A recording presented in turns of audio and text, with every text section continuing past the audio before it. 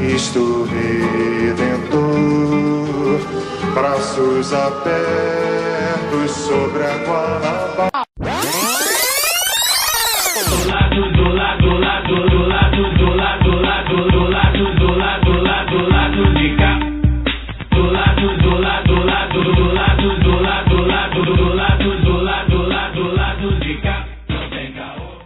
Hoje saí do banho e a luz piscou. Vi na janela uma chuva. Lembrei da TV queimada, mas mal sabia que o Rio de Janeiro chorava. Mais uma mulher assassinada. Não apenas uma mulher, mais uma militante. Marielle movia estruturas.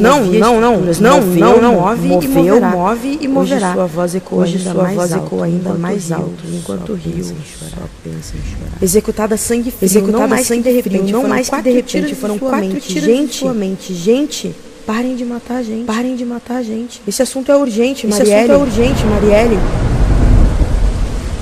Presente.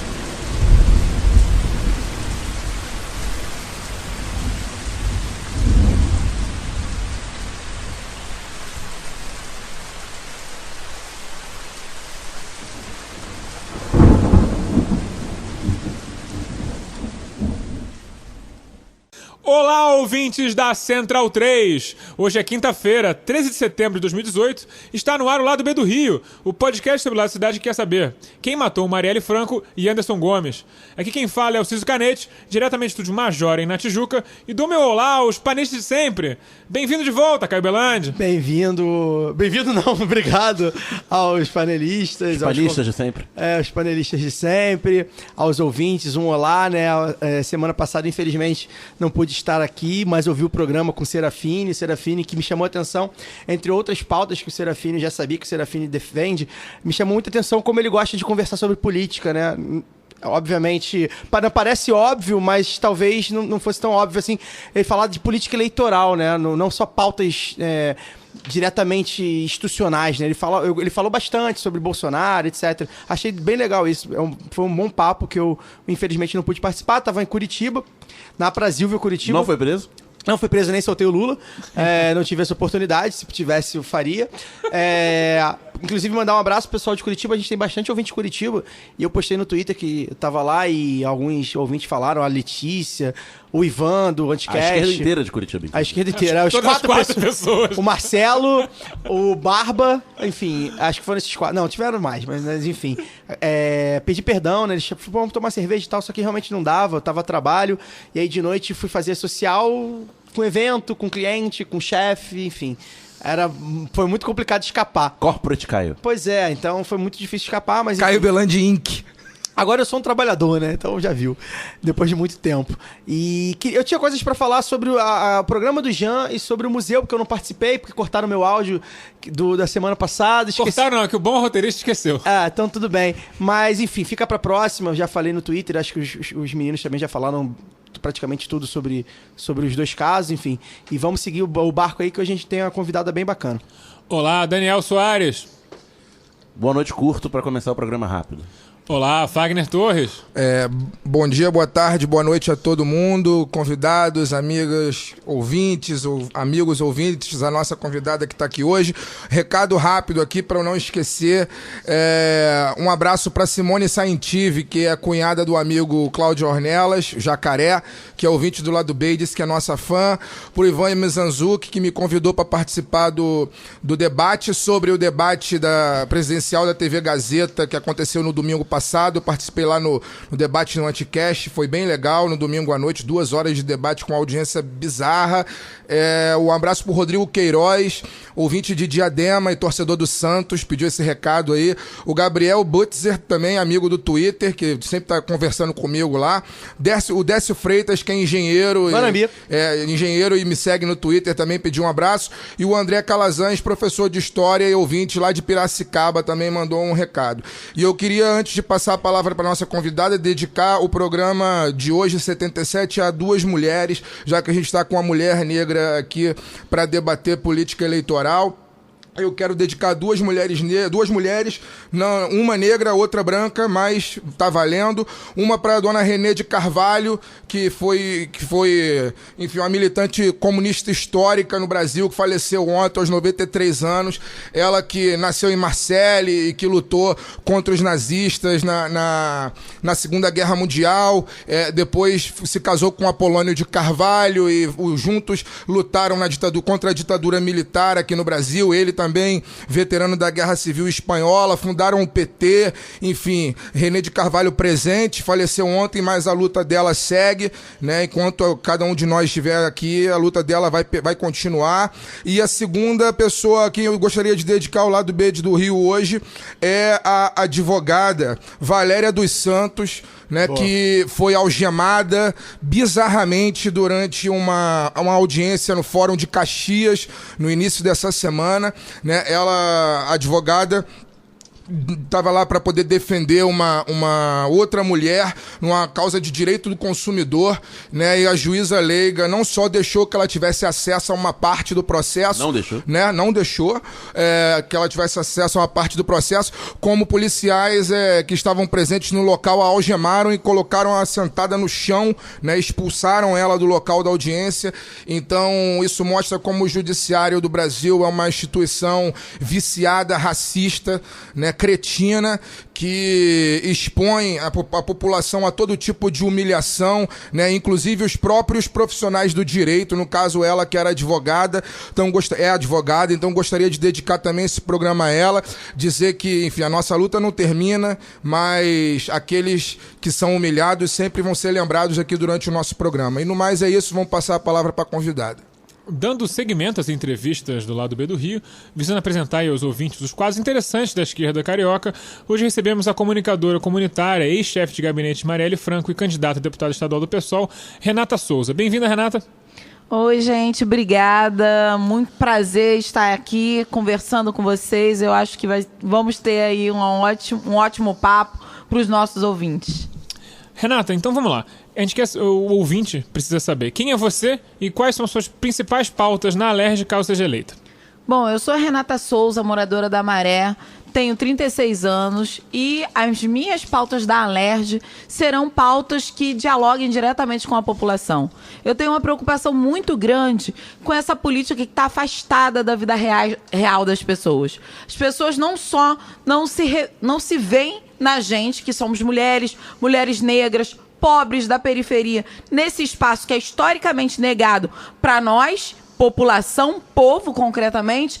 Então a gente precisa falar das políticas reais. Falar de política real é trazer as mulheres, a periferia, para papear com a gente, mas pensando as políticas públicas a partir da realidade dessas pessoas. Então, pautas concretas para levar para a Alerj, por exemplo, é levar o povo para a Alerj. Isso é concreto, isso não é brincadeira. A gente teve ali, durante 10 anos, no mandato do Marcelo Freixo, com o qual eu me alinho politicamente. Depois do mandato do Marcelo Freixo, saio junta com a Marielle para a coordenação do mandato da Marielle, onde eu exerci o papel de chefe de gabinete, numa posição horizontal, porque a gente está acostumado a trabalhar com horizontalidade na favela, o que falta muito aos poderes instituídos. Então a gente fez ali coisas que é ser um mandato permeável às lutas sociais, onde as lutas sociais estão colocadas como prioridade. Isso foi feito no mandato do Freixo, no mandato da Marielle, e a gente pretende dar continuidade a essa lógica de mandato aberto à população, ferramenta potencializando a população num futuro mandato nosso. Renata, acho que a gente queria aproveitar aqui a sua experiência numa chefia de gabinete, dentro do dia a dia de um mandato parlamentar, dentro da engrenagem institucional, e aproveitando essa abertura, essa permeabilidade às demandas sociais, populares, explicar qual é a importância disso, de estar permeável, o que é isso, na prática, estar permeável à sociedade, e explicar para a galera, sobretudo a galera mais da periferia, do subúrbio, por que os mandatos que são os mandatos populares, os mandatos do PSOL, que são ligados a causas difusas da sociedade, entre aspas, nunca fizeram nada aqui no meu bairro. Tipo, a pracinha, o tapa-buraco, explicar essa engrenagem e por que a diferença do mandato que é ligado à causa difusa e desse mandato que é ligado ao pequeno clientelismo. Bom, os nossos mandatos, na verdade, eles se revelam e tem uma prática política que é diferenciada de mandatos, principalmente da direita, né? Que vem a população só de 4 em 4 anos na hora do voto, na hora do clientelismo, que é muito perverso com a população. Afinal de contas, a gente sabe que as políticas públicas precisam estar ali não só de 4 em 4 anos, mas que essas políticas públicas sejam aí as demandas dessa população. Então, quando a gente fala de mandato permeável, também é a partir da nossa prática política. A gente não vai chegar ali com a mala de dinheiro, disputando aqueles votos, fazendo churrasco, dando a quadra, a cobertura da quadra, o uniforme. A gente não vai fazer isso. A gente faz um debate pedagógico dizendo para as pessoas que querem comer o churrasco, que querem aceitar as blusas de futebol, que aceitem, comem o churrasco, mas votem na gente. Porque é a gente, por exemplo, que não vai votar contra o aumento de um professor quando a gente estiver lá na Alerj. Então a gente precisa fazer esse debate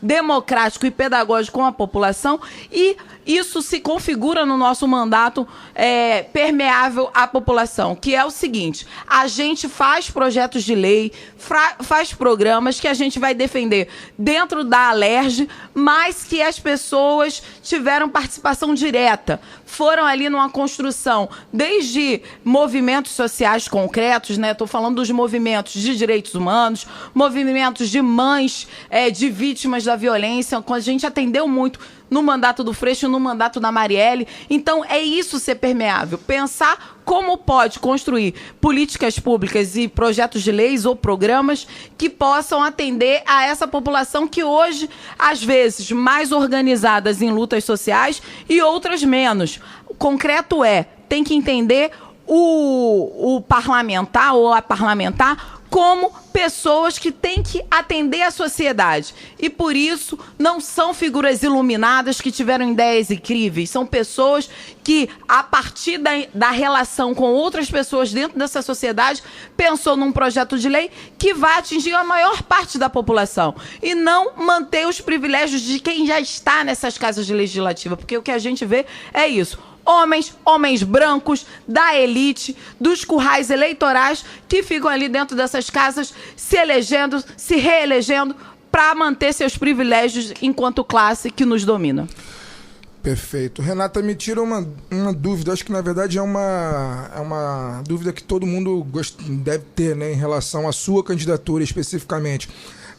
Definitivamente não estava nos planos, né? Eu acho que você fosse candidata nesse momento, né? E eu queria que você falasse um pouco como é que foi tomar essa decisão, uma decisão que, a meu ver, deve ter sido muito traumática também, né? Queria que você falasse um pouco sobre isso. Sem dúvida, né? Quando a gente trabalha com política, nos bastidores da política, e eu estou nos bastidores da política há muito tempo, só para vocês terem uma ideia, o partido, o PSOL, que todo mundo chama de burguês, da elite, caviar, da Zona Sul, a gente lançou o primeiro congresso do PSOL na Praça do Parque União. Organizamos isso lá em 2006, organizado por mim, por Marielle, Alexandre, uma galera que também fundou o primeiro núcleo do PSOL em favelas. Então, assim, a nossa relação com a política já vem de muito tempo. A nossa construção é uma construção sólida dentro do partido, colocando as pautas da favela, colocando as pautas da negritude para ser discutido nesse partido que muitos consideram da esquerda caviar. Esse partido foi quem abriu as portas para a gente, de maneira muito autônoma, colocar as nossas necessidades ali. Então, isso é um primeiro momento que a gente tem que pensar. A construção minha, enquanto sujeito da política e não objeto, eu repito sempre isso, é uma construção que é permanente, que não vem de agora do assassinato, da execução sumária da Marielle. Isso é algo que já estava. Muitas pessoas tanto da favela quanto os grupos políticos que eu faço parte, já tinham me cobrado. Isso era uma cobrança constante do tipo, quando é que você vai fazer uma campanha para você? Porque toda vez que você está aqui na favela fazendo campanha para outras pessoas. Quando é que você vem? Porque você fala de um lugar que poucas pessoas falam. Imagina, chegou na universidade, se formou, fez jornalismo, mas e agora? Como é que você devolve isso tudo pra gente aqui dentro da favela? E não só para os movimentos que eu faço parte também, que é os movimentos de direitos humanos.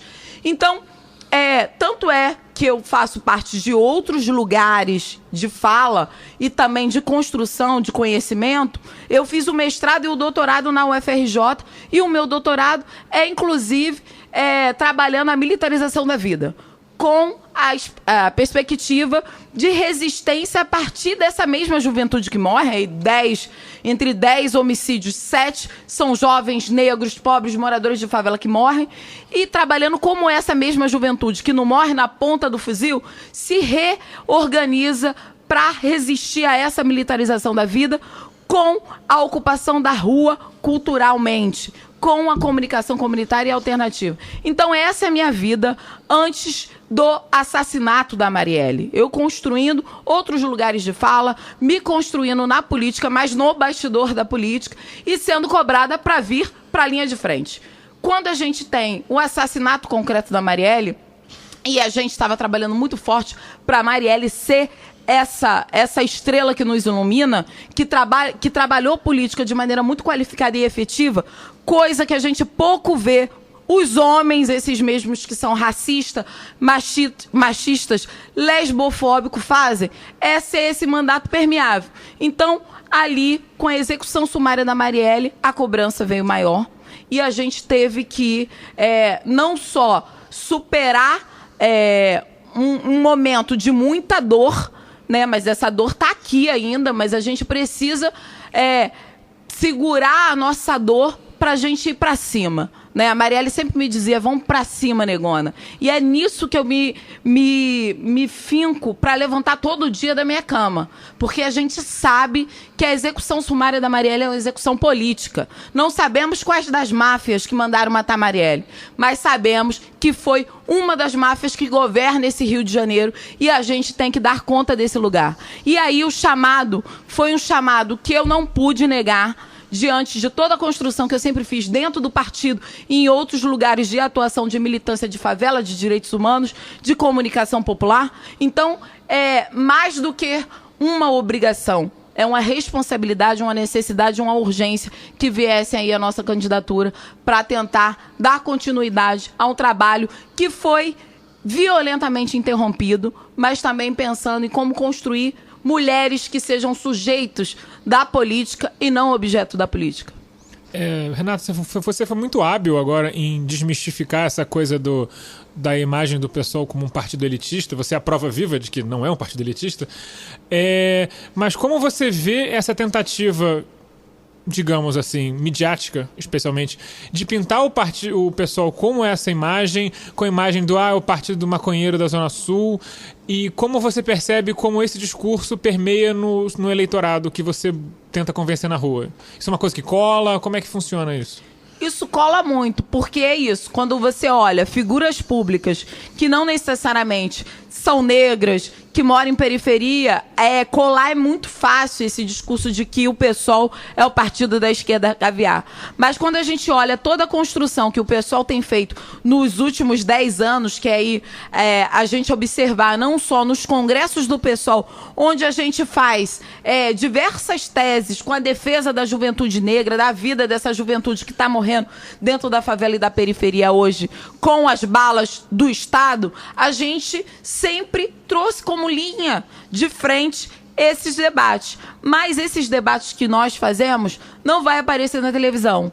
Na verdade, essa discussão com os monopólios dos meios de comunicação, que aí integram, sim, uma parte para manter o status quo e manter uma elite política onde ela está e aonde ela vai permanecer. Só que a gente sempre teve outros debates. Só para vocês terem uma ideia, que a campanha que a gente tem de referência é a campanha do Freixo, que entra, sim, na Zona Norte, entra, sim, com muita dificuldade na Zona Oeste, mas entra.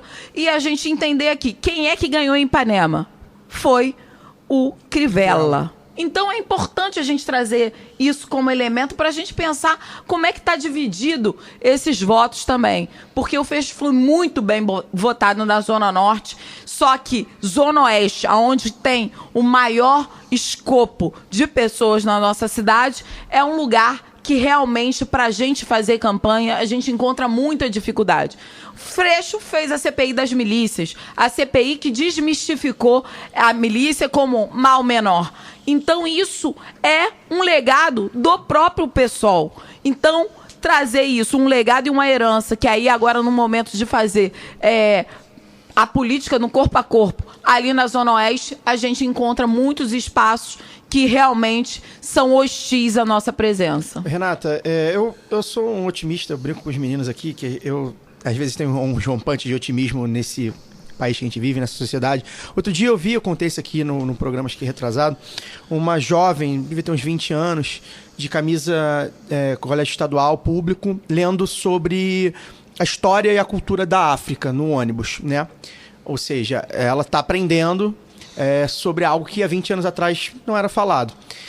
Você, como uma mulher negra que vem da favela, que é da favela, você acha que houve uma evolução nesse sentido? Como você enxerga essa evolução? Que eu acho que a gente deve concordar que houve essa evolução. Mas como é que você enxerga? Porque hoje acredito que há na favela um engajamento maior para participar da política e há também um pouco de incentivo a isso, principalmente em alguns anos atrás, quando a gente viveu esse incentivo de cotas na UERJ, etc. Então eu queria que você me desse um apanhado de quem vive isso, como você enxerga, se teve essa evolução, se realmente a gente está caminhando, obviamente, a passos, enfim. Como é que você enxerga isso? Bom, é óbvio, a gente teve um enegrecimento das universidades no último período. Isso é fato, né? A política de cotas trouxe pra gente uma juventude que está na favela, que está na periferia, que é negra, para esses espaços da academia, que é um espaço de poder, é um espaço de vaidade. Então a gente está ali disputando com pessoas que nunca tiveram o mínimo interesse em nos ouvir. Então agora tem uma juventude negra que está se fortalecendo nesse processo. E é óbvio, né, o ensino de história de África e da cultura africana nas escolas é fundamental para as pessoas se reconhecerem, né? Quando a gente fala de tornar-se negro, que isso é um processo na nossa sociedade, fica muito evidente quando a gente vê essa juventude hoje. Se você for numa escola estadual, você vai ver as meninas trazendo seus cabelos afros enrolados para cima.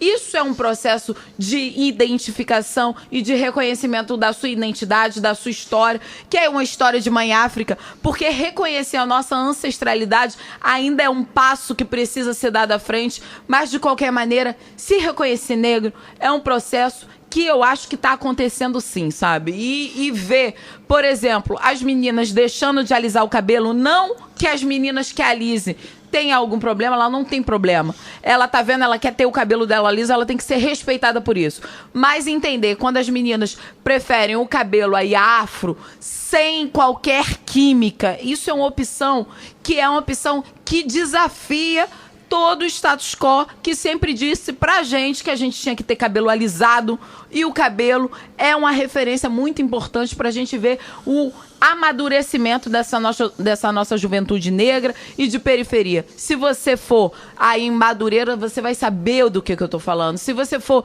nesses espaços da perifa mais interessante aqui do Rio de Janeiro, onde tem uma cultura negra muito forte, onde o samba tá colocado, onde o hip hop, o funk, que se vocês... Eu moro numa rua que fica na paralela da rua do baile funk. Eu sento ali, a gente fala, vamos fazer um experimento. Eu sento ali e é muita menina negra, é muito menino negro, todo empoderado na sua pretitude. Então isso é muito interessante ver que assumir esse lugar é um processo que está crescendo e que aí, é óbvio, a gente tem que desmistificar também esse lugar da publicidade, que é a publicidade que só mostra ali que pessoas bonitas são as pessoas brancas, de olhos claros e cabelos lisos. A gente está se compreendendo num outro lugar de beleza também, na estética e na forma de se vestir, na forma de se colocar. E eu acho que isso é um processo que a gente está experimentando muito nas favelas e na periferia do Rio de Janeiro. E isso é muito interessante. Se isso é contra-hegemônico, é por si só um reconhecimento aí de identidade que foi apagado historicamente. Eu acho que já dei um depoimento aqui a respeito disso, né? Sobre se reconhecer negro? Na verdade, não é nem sobre se reconhecer negro, é como enxergar o mundo a partir do momento que você se reconhece negro, Sim. que é uma outra questão, né? Eu moro também num bairro de subúrbio, né? E alguns meses atrás eu tive uma conversa com minha companheira Jolie sobre isso. A gente estava, acho que na estação de metrô ali no Engenho da Rainha e passou, sei lá, eu estava esperando a Jolie, na verdade, esperando ela chegar e tal, na porta da estação, e o tempo que eu fiquei lá esperando ela chegar, passaram, sei lá, uns 10 minutos e 10 minutos de várias meninas negras de cabelo black e tal, coisas que há 10 anos atrás, não precisa nem muito, 10, né? 10 menos de 10, eu acho. Era praticamente impossível ver, né? Ficar parado na porta do metrô e não ver aquelas meninas todas passando com seus cabelos alisados, né? Agora, Renata, eu queria fazer uma outra pergunta a você, ainda focada nessa questão de favela. Né? Porque hoje a gente tem um movimento muito forte, um movimento neoliberal muito forte, estimulando cada vez mais o individualismo nas pessoas, né? A ideia do empreendedorismo como tábua de salvação e etc. E isso, para quem vive na favela, que necessariamente precisa da coletividade para sobreviver, né? Isso é uma coisa, isso é um discurso muito, ao mesmo tempo que ele é muito dramático, ele é muito fácil das pessoas comprarem, né? E aí você, como uma mulher negra que faz política há muito tempo e que agora sai candidata, né? E que tem uma construção histórica, né? Coletiva. Eu já vi você dizer, na verdade você escrever que hoje você tem o seu doutorado e tal, mas que você jamais teria conseguido chegar onde você chegou se não fosse uma luta coletiva por trás, né? Eu queria que você falasse um pouco sobre isso, sobre essa questão, sobre ter essa noção de que só mesmo a luta coletiva ela transforma a vida e transforma a sociedade diante de um momento onde há uma ofensiva muito grande, sobretudo aqueles que são mais pobres, de que óbvio que a palavra utilizada não é neoliberalismo, mas que na verdade o neoliberalismo é a tábua de salvação e que isso acaba estimulando todo mundo a ser cada vez mais individualista. E competitivo. Eu queria que você falasse um pouco sobre isso.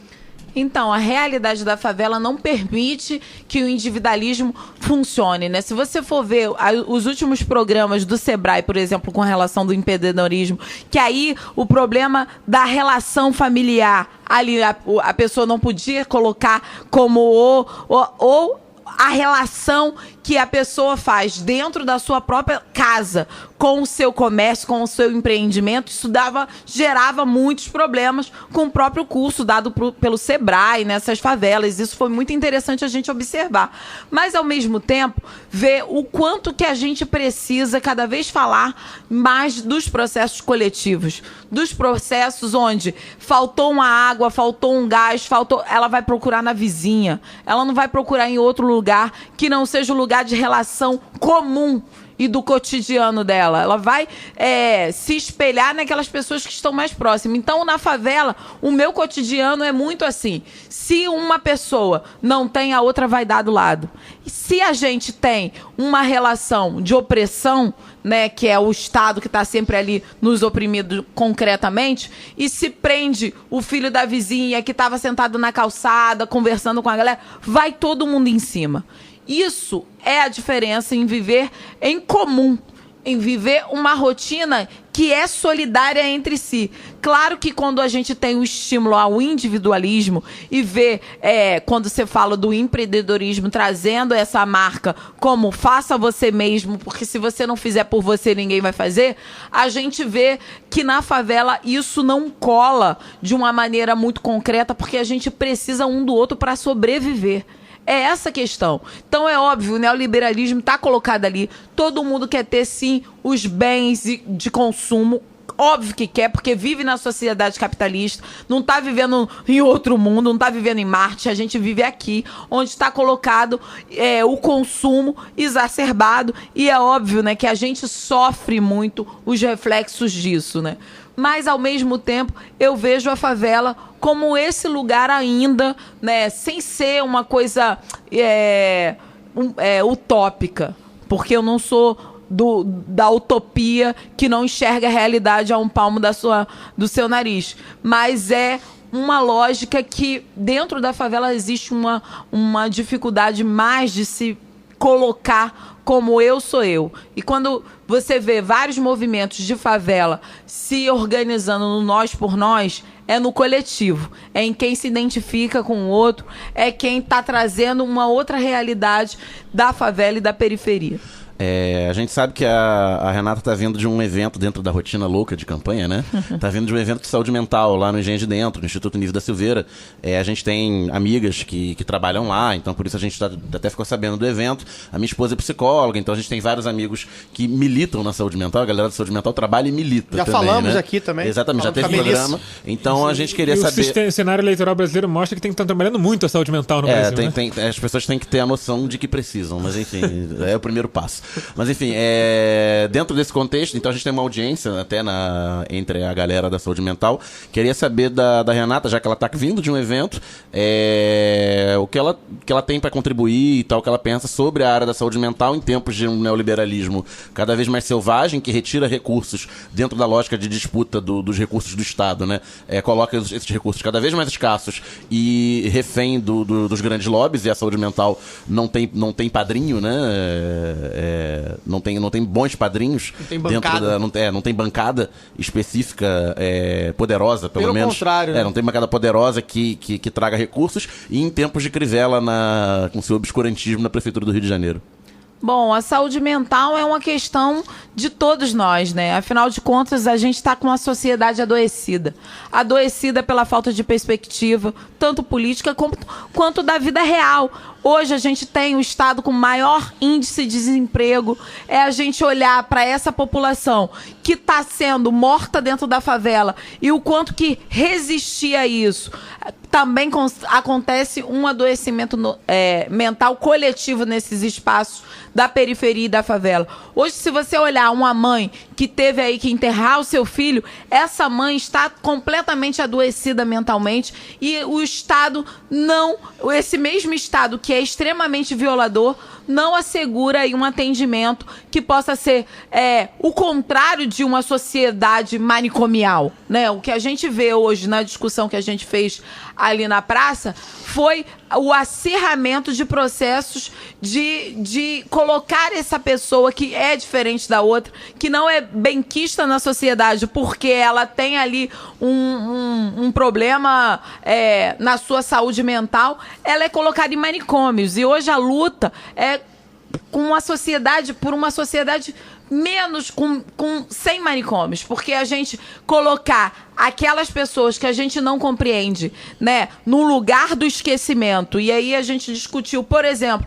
a saúde das pessoas que estão encarceradas concretamente, né, nos manicômios judiciário, por exemplo. Essas pessoas sequer têm políticas públicas específicas para ela. Então, nessa nossa sociedade, onde o adoecimento mental é algo planejado, não é à toa que quando a gente olha quem está preso junto com o Cabral, né, é o seu ex-secretário de saúde. Então isso mostra pra gente o quanto que a saúde, inclusive, foi colocada aí nesse processo de roubo de organizações sociais, que pra gente também é um problema seríssimo, porque traz a precarização desse trabalhador que tá ali na ponta, que tá na saúde, que é os agentes comunitários de saúde, que está ali conversando diretamente com a população nos bairros pobres, nas favelas, entendendo esse lugar de que ele tem não só os seus direitos trabalhistas completamente desrespeitados, mas também está ali num processo de adoecimento, né? Então a gente vê uma sociedade completamente adoecida.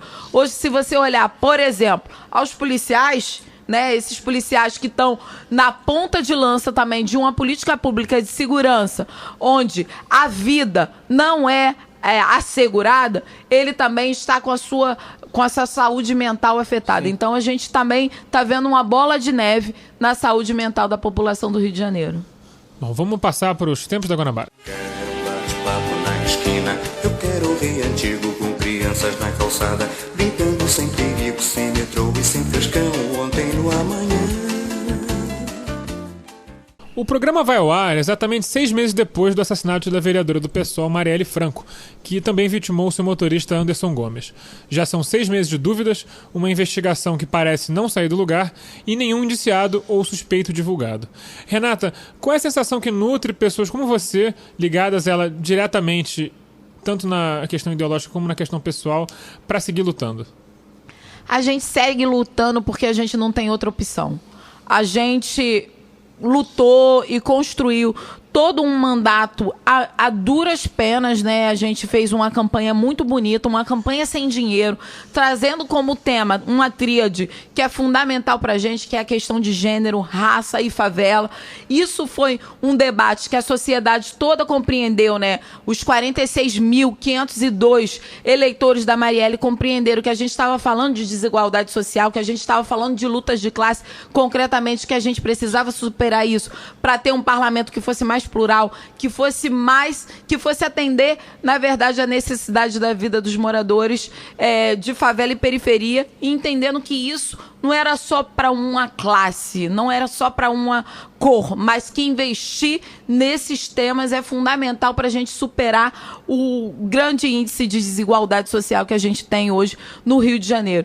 E fazer parte disso, para mim, é uma questão de honra, de alegria, de gratidão por ter convivido com uma mulher que encarou todo tipo de preconceito dentro e fora daquela casa, né? A gente via várias sessões plenárias ali com outros vereadores debochando concretamente das pautas que a gente estava apresentando, rindo quando a gente falava de cada operação policial que tinha dentro da favela, que a Marielle usava aquele púlpito, por exemplo, para falar que eu, chefe de gabinete dela, não conseguiu chegar no trabalho porque estava rolando uma operação policial e me deixou fora de circulação naquele dia, o meu direito de ir e vir inviabilizado. Então, a Marielle utilizava aquele púlpito daquela Câmara extremamente conservadora para vocalizar esse tipo de pauta, para vocalizar esse tipo de problema, e era muitas vezes motivo de chacota, porque a gente sabe que a questão da segurança pública é uma questão do âmbito estadual e não municipal. E a Marielle falava o tempo inteiro, a gente está na cidade do Rio de Janeiro, a gente não está em Porciúncula. É aqui onde os nossos jovens estão morrendo, é aqui onde a política pública de segurança é mais violadora, e a gente precisa dar conta disso também aqui nessa casa, porque lá o debate qual que era? Inclusive, armar a guarda municipal. E a gente sabe o que os guardas municipais têm de problemas, principalmente com o trabalhador ali, os camelôs que estão ganhando a vida nesse mundo aí, né, nesse momento de crise econômica, e as pessoas desempregadas. Então, esse trabalhador que precisou comprar um material para estar na rua vendendo, ele é extremamente violado e ele não consegue vender os seus produtos, e ainda por cima apanha da guarda municipal. Inclusive, armando essa guarda, a gente vê o perigo que isso demonstraria para toda a sociedade nessa situação. Então, a Marielle fazia esse papel muito fundamental, na verdade, quebrou paradigmas sobre como se deve utilizar um espaço do parlamento, que hoje aí é referência no mundo, entendendo o quanto que essa mulher fez a diferença por estar ali vocalizando as nossas pautas de povo preto, povo pobre, de mulher, e de mulher que também está superando aí não só a lógica de inviabilização da nossa vida na sociedade, mas também ocupando os seus espaços de poder para transformar essa sociedade a partir de um lugar que é negado para todas e todas da população. Bom, eu acho muito simbólico que a gente não foi nada planejado, né? Não foi mesmo, não. A gente tá gravando com a mulher negra que foi, enfim, linha de frente do mandato da Marielle, justamente no programa vai ao ar justamente num dia 14, né, que não são 180 dias exatos, mas são 6 meses, né, do assassinato. Eu acho que eu já, ao longo desses 6 meses, eu já falei muito sobre esse assunto. Óbvio que a gente sempre vai ter algo mais a dizer, porque a indignação, ela não morre, né? A indignação, ela segue, ela continua, enquanto a gente não encontrar aí os executores e, sobretudo, os mandantes desse crime, a gente tem que continuar falando incansavelmente. Agora eu queria perguntar para você, Renata, diante desse cenário, né, a gente está aí, né, 6 meses do assassinato, ninguém indiciado, nenhuma novidade, aparentemente nenhuma novidade, né? A gente vive num estado absolutamente loteado, que não tem governo já há muito tempo. O governador, enfim, desaparecido, não dá nenhuma declaração há mais de 6 meses, desde antes de Marielle falecer, ser assassinado, ele já não falava, porque já o Estado... Ele foi destituído da parte de segurança pública, isso, inclusive. Né, um interventor que a gente mal lembra o nome, né, e aí eu queria que você falasse sobre isso. Óbvio, você já começou a dizer, mas eu queria que você falasse mais sobre essa perspectiva agora, eleitoral. Você, candidata, e junto com você tem muitas outras mulheres negras no PSOL sendo lançadas. Eu sei aqui o nome de algumas, mas eu destacaria, além de você, a Mônica Francisco, que também era do mandato, né? Eu queria que você... E aí você falando sobre a atuação de Marielle, o quanto Marielle denunciava violações de direitos humanos e chamava aquela casa, a casa de vereadores, a responsabilidade que legalmente, né, entre aspas, não pertencia a ela, mas trazia a história real da população para aquela casa, né? Eu queria que você falasse um pouco sobre essa perspectiva, né, da sua presença, né? Eu espero que você seja eleita, né?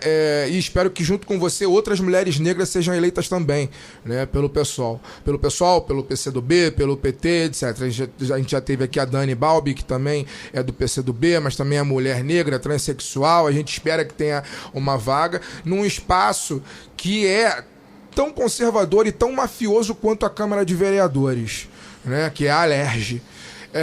Eu queria que você falasse um pouco dessa perspectiva que você tem, né, trazendo esse histórico dramático e triste que o Rio de Janeiro vem tendo nos últimos meses, a perspectiva daí para o futuro, você com outras mulheres negras que eu espero que cheguem àquele parlamento, falar um pouco dessa atuação, de como você pretende se colocar num espaço que é tão violento, opressor e mafioso quanto a Câmara de Vereadores. Exatamente, são mulheres negras que estão se insurgindo de uma maneira muito qualificada e efetiva. A gente olhar para Dani Monteiro, para Thaís Ferreira, para Rose Cipriano, para Cíntia, mulheres que construíram com a gente toda uma lógica diferenciada de mulheres na política, sendo essas mulheres sujeitas da política e não objeto. E isso a gente precisa trazer como uma pauta fundamental.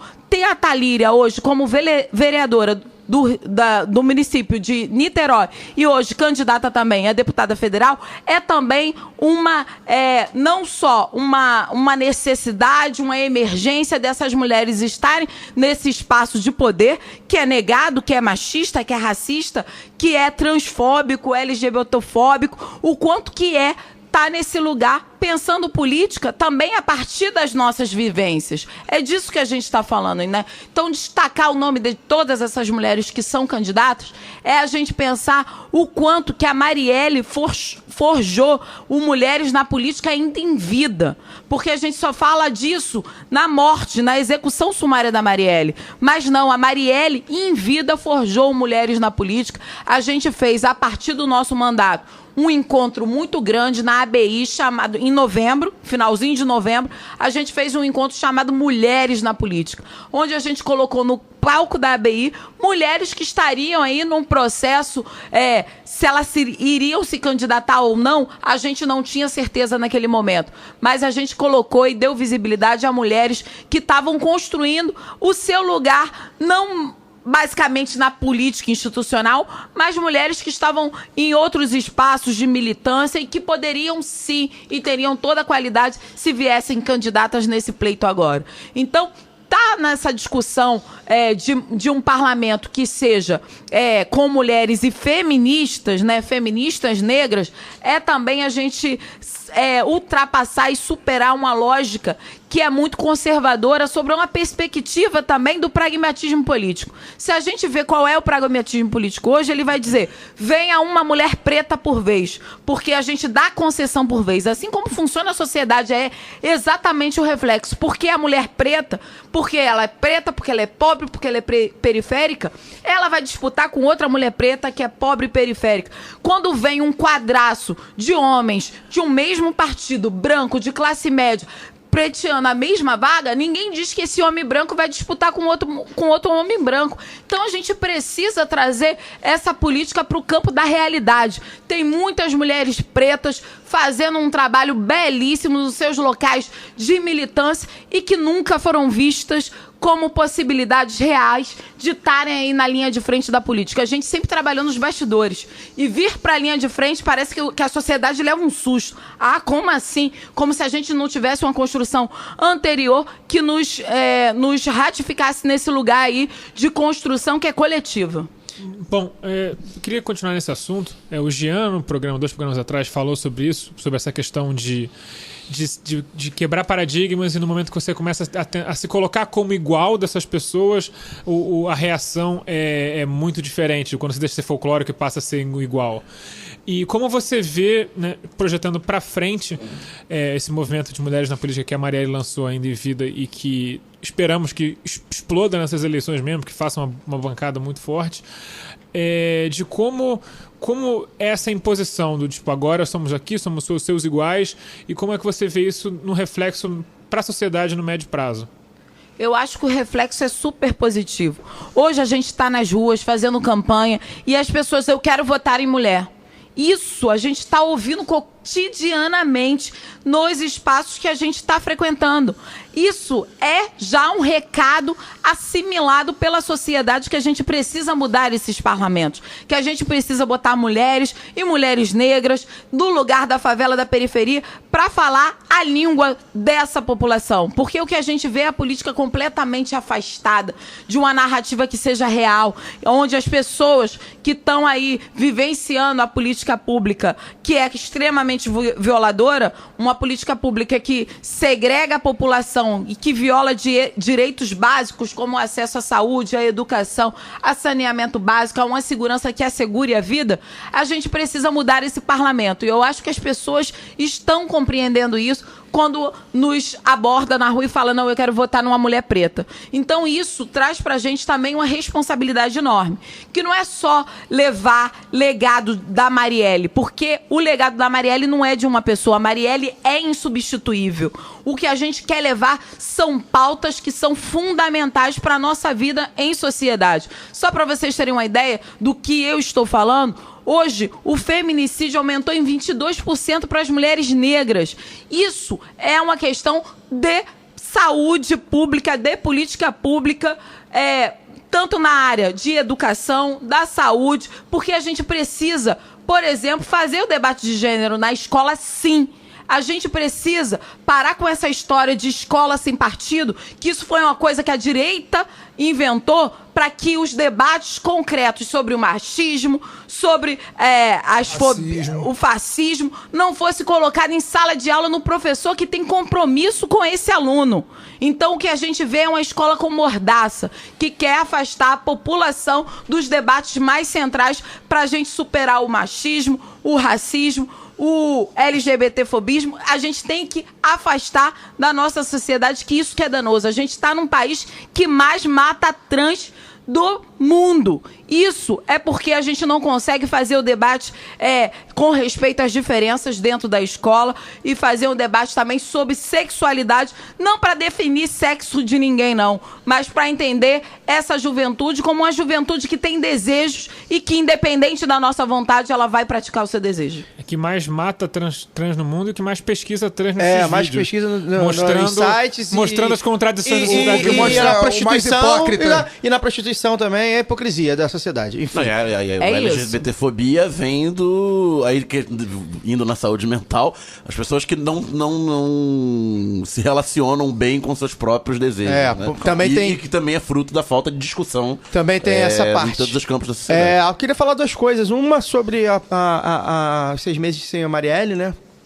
É uma pauta que a gente vem falando aqui, enfim, uma pauta muito carregada de drama pra gente, mas eu acho que a gente vai virando o jogo aos poucos, pelo menos no sentido de continuidade na luta, né? Acho que o que a Renata falou é muito fácil de assimilar quando a gente percebe que é uma luta que é contínua, que não tinha como morrer, não tinha como morrer com a Marielle. Se fosse uma outra mulher negra da favela com as mesmas pautas, também não iria morrer, né? Não era uma coisa pessoal. A Marielle como pessoa, como quadro, era muito forte, mas era uma coisa que era uma onda que não tinha como segurar, assim, e não por acaso vem aí a Renata, a Mônica, a Dani, etc, etc.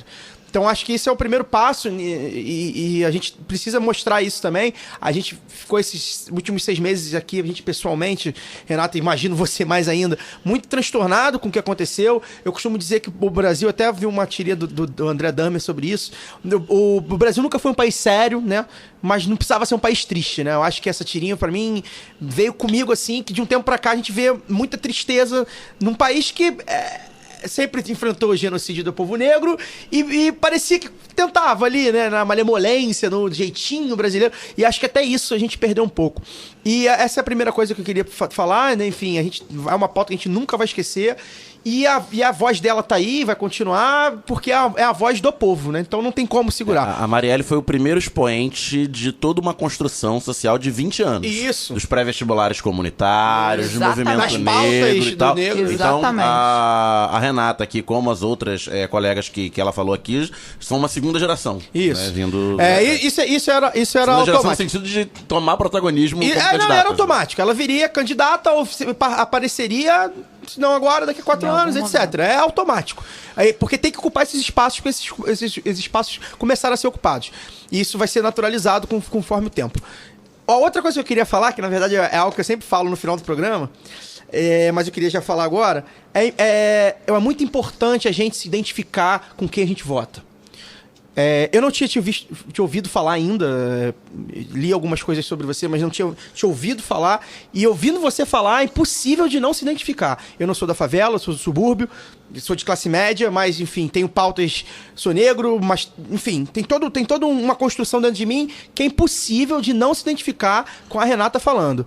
Eu tô aqui, enfim, arrepiado de ver ela falando, com como ela domina os assuntos e tal, porque ela tem vivência.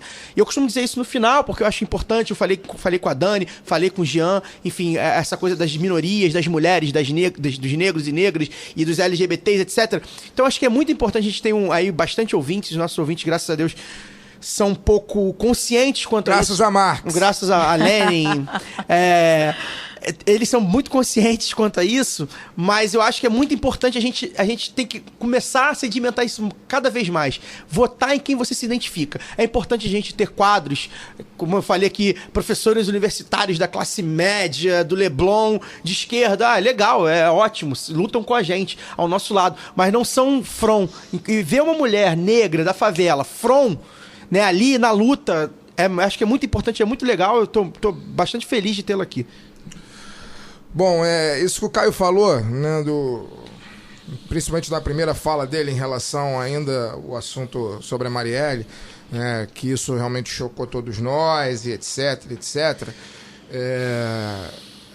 Chocou tanto, assim, nosso ouvinte talvez não saiba, porque a gente nunca falou isso ao vivo, até porque o programa não é ao vivo, mas a gente nunca falou isso durante o programa, né, que a gente cogitou acabar com o programa, né, depois que aquilo aconteceu, né? Então, porque a gente já está consolidado aí com 2 anos de programa e nossa audiência é bem bacana, no Rio, fora do Rio, etc. E a gente é consultado para determinadas coisas, as pessoas gostam de saber nossa opinião sobre sobre as coisas que estão acontecendo, né? A gente é convidado a falar em outros lugares e tal. E a gente teve medo daquele momento, né? A gente teve medo como a gente nunca teve, né? Mistura de medo com desilusão. Com tristeza, eu que sou homem, negro, eu já passei do da faixa etária dos homens assassinados, né? Porque até os 25 anos, eu agora já tô com 36. Isso não significa que eu também que eu tenha saído da linha de tiro, continuo na linha de tiro, mas não tô mais, né, entre os que mais morrem. Você não tá na preferencial, mais. Vamos dizer assim. Eu tive medo daquele momento. Tive medo de continuar falando, tive medo de continuar sendo quem eu era publicamente, porque a gente aqui não tem papa na língua, né? A gente fala o que a gente pensa mesmo e a gente dá nome aos bois, a gente vê o que tá errado e como a gente não tem edição, né? Não tem editor aqui mandando, tipo, ponto eletrônico falando o que a gente tem que dizer e o que a gente não pode dizer, a gente fala mesmo, né? E aquele momento foi um momento dramático demais, né? A gente pensou realmente, de fato, em acabar o programa, porque, enfim, né? Somos seres humanos e não queremos que aconteça o mal né, com nenhum de nós. Mexe muito ainda comigo, enfim, toda vez que a gente fala sobre isso, eu lembro daquele desgraçado dia, né? Que, além de tudo, eu estava sozinho, né? Não tinha ninguém que eu pudesse abraçar. As pessoas sabem que eu estive, né, por conta da minha companheira, eu me tornei também próximo da Marielle, né? Elas estudaram juntas e militaram juntas, e aí, né, estou há quase 6 anos de relação. Significa que eu tinha, então, pelo menos aí quase 6 anos conhecendo o que Marielle era e representava. E, para piorar, no dia que aquilo aconteceu, eu estava longe, estava no interior da Bahia, eu que tive que dar a notícia, e aí hoje de manhã, enquanto eu, né, conversava e tal com Jolie, curiosamente, ela sabia que a Renata vinha aqui hoje, mas ela falou para mim que muitas vezes vem à cabeça dela o momento, eu estou até nervoso de falar isso, desculpa, mas muitas vezes vem à cabeça dela o momento em que eu dei a notícia para ela que a Marielle tinha sido assassinada, porque ela estava vendo um filme, Jolie se desliga do mundo, até porque trabalha demais, então tem que ter um momento que ela se desliga do mundo. E quando eu fiquei sabendo, eu estava no interior da Bahia, eu estava em Morro do Chapéu, né, sozinho, e um amigo me ligou para me dar a notícia. Eu liguei para Jolie imediatamente, porque eu sabia que ela não podia saber disso pela televisão, né? E aí foi um desespero danado, ligando, e ela não atendia a ligação. E até que eu liguei para uma tia minha que por acaso estava lá em casa no dia e falei com ela, né? E aí, enfim, foi aquilo, né? O desenrolar dos dias, e até que eu voltasse para o Rio e pudesse de fato abraçar alguém, e abraçar as pessoas conhecidas, as pessoas que estavam muito doloridas, sofrendo demais, e são muitas pessoas, são muitos. A gente fala que a esquerda toda no Rio de Janeiro se conhece, e se conhece mesmo, né? Nós somos poucos e sofremos todos juntos, né? Então é isso, enfim, a gente o bloco é dedicado a essa lembrança, a essa memória. São 6 meses, a gente espera que as coisas mudem, sejam de verdade averiguadas, que a verdade venha à tona, que a gente saiba o que aconteceu e mais do que aconteceu, né, o porquê que aconteceu, porque os tiros que a Marielle sofreu, óbvio, tiraram a vida dela, mas dói em cada um de nós que fica, né? Porque enquanto a gente está nessa luta, enquanto a gente está vivo e lutando e vendo as desigualdades e vendo o quanto somos oprimidos, o quanto somos assassinados, o quanto somos esculachados, a gente, óbvio, não para de falar, né? E dói sempre um pouco mais saber que esse caso até hoje não teve a resposta que precisava ser dada. Renata, sobre as investigações, eu não sei se você está tendo acesso, eu sei que o Freixo está tendo. Como é que você está vendo isso, né? Está andando e você acha que está andando e não podem falar, ou não está andando? Você tem esperança disso ser a algum médio prazo ser esclarecido? Como é que estão essas coisas aí? Bom, é importante a gente dizer que a Marielle não foi ameaçada. E o Tarcísio Mota tem uma fala que eu acho incrível. Marielle não foi ameaçada porque ela era ameaça. Ela era ameaça a esse status quo, porque ela estava ali dentro do parlamento, mostrando e falando com coragem, que muitos não têm de falar, ali naquele lugar onde ela poderia, sim, ser uma ameaça real. Então, por isso que ela não foi ameaçada. Então, eu acho que essa frase é uma frase que traz pra gente também um ponto de vista que a gente olhar essa tristeza que você falou, Caio. A gente tá com um problema que é a nossa democracia sobre risco. A nossa democracia foi ferida de morte. E isso dói em todos nós. Colocar uma mulher que estava ali trazendo pautas essenciais para a nossa vida numa linha de tiro dessa, onde ela é executada friamente, calculadamente, por profissionais. É isso que representa o assassinato da Marielle. É claro que a gente não tem acesso às investigações, né? E a gente também não quer qualquer resposta, porque a gente sabe que, nesses casos, montar uma cortina de fumaça, pegar qualquer um para dizer para a sociedade que aquilo ali, que aquele cara era o verossímil, que podia, sim, ser aquele cara que matou a Marielle, que mandou matar, pra gente não faz sentido, porque a gente sabe o quanto que a gente ali dentro daquele mandato não estava oferecendo risco concreto a determinada parte. O que acontece, o risco que a Marielle representa, e eu tenho muita dificuldade de falar da Marielle no passado, porque Marielle para mim é presente, porque o risco da Marielle representa ainda hoje a essa sociedade desigual. É isso que a gente está colocando e coloca sempre. Porque quando tem a execução sumária da Marielle e a gente vê, por exemplo, uma polícia que não tem ali, completamente despreparada para investigar esse tipo de homicídio, né? Quando a gente viu que na equipe tinha parte de pessoas que investigaram ali o assassinato da Patrícia Scioli e também fugiu. Enfim, mas o Amarildo, que foram a equipe que fizeram toda essa investigação, a gente se acalma ao mesmo tempo sabendo o grau de especificidades que tem a execução sumária da Marielle e do Anderson. Então, a gente olha para isso e fica com uma certa tranquilidade, imaginando que o resultado viria em breve. Mas é isso, são 6 meses que a gente não tem o resultado de quem mandou matar a Marielle, de qual máfia que a gente está falando do Rio de Janeiro, e que a gente precisa de resposta sim.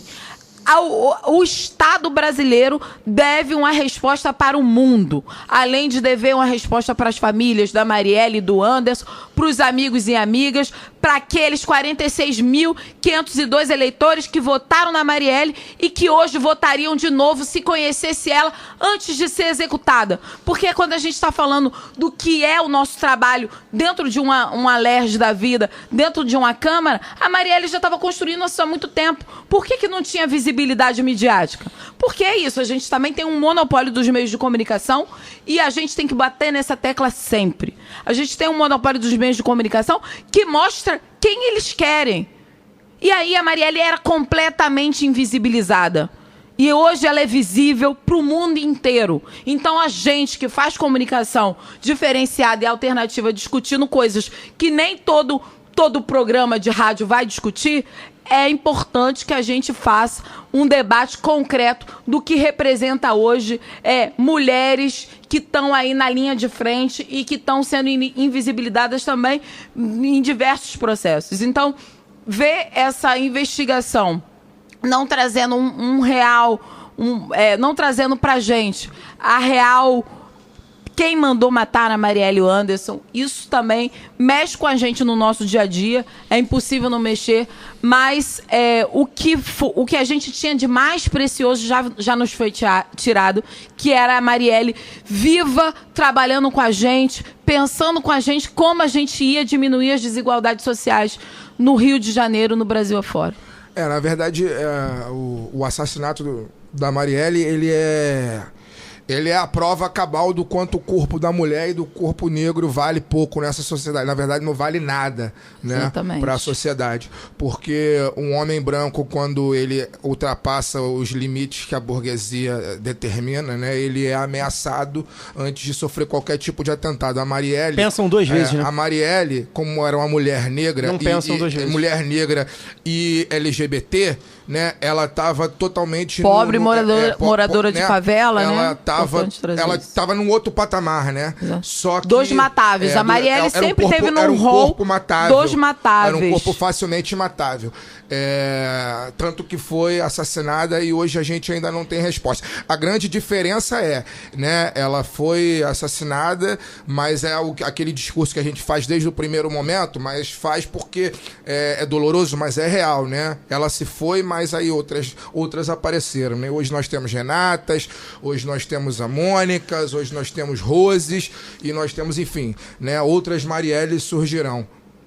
Com certeza. E olhar pro corpo da Marielle, que é esse corpo da mulher negra, pobre, favelada, lésbica, e é o corpo matável na nossa sociedade de hoje, é lembrar das fake news sobre a própria Marielle. Entender o quanto que todas as pessoas com essas características que são assassinadas já são descredibilizadas e colocam a vítima como um possível criminoso. Foi isso que tentaram fazer com a imagem da Marielle, com a memória da Marielle, colocar ela num lugar onde que todos os jovens negros pobres que morrem na favela são colocados, no lugar de algozes, os criminosos, que aí justifica a sua morte. E não foi à toa, não foi qualquer pessoa que disse isso, que lançou uma fake news sobre a Marielle. Foi uma desembargadora do Rio de Janeiro que lançou as primeiras fake news sobre a Marielle, dizendo um monte de coisa que não são verdadeiras. Deputado. Então, entender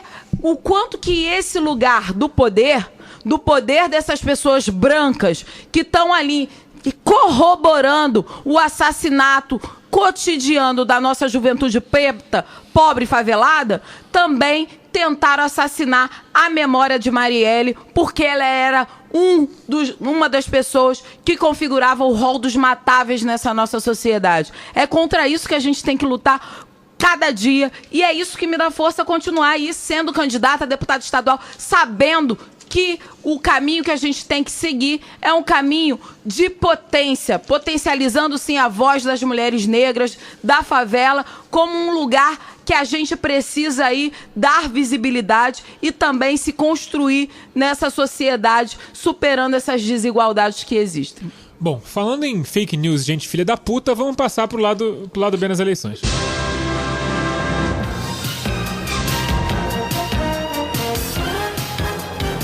Lado B nas eleições.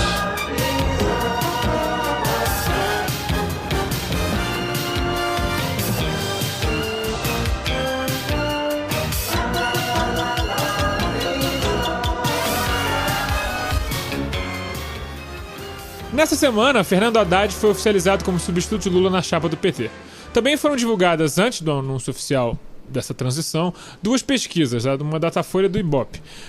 Bom, pra gente fazer uma média nas duas. Em ambas, o Bolsonaro aparece liderando aí com 24% ou 26%, aí o Ciro tá entre 11% e 13%, Marina 9% a 11%, Alckmin 9% a 10%, Haddad mais ou menos 9%, com Álvaro Dias, João Amoeba e Henrique Meirelles empatado com 3% cada.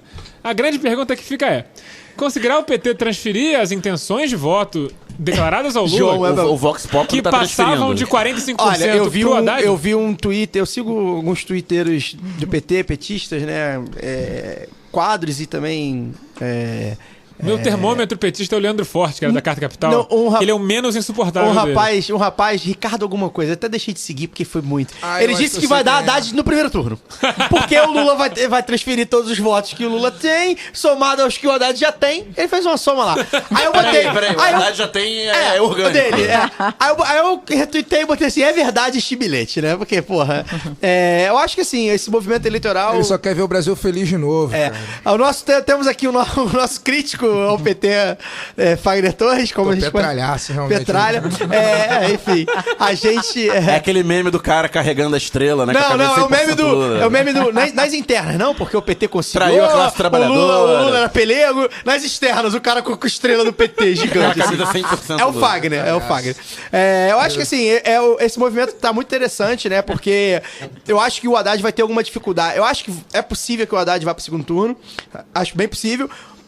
Principalmente que vai começar agora a campanha e vai começar, né, o nome dele Haddad é Lula, Lula Haddad, enfim.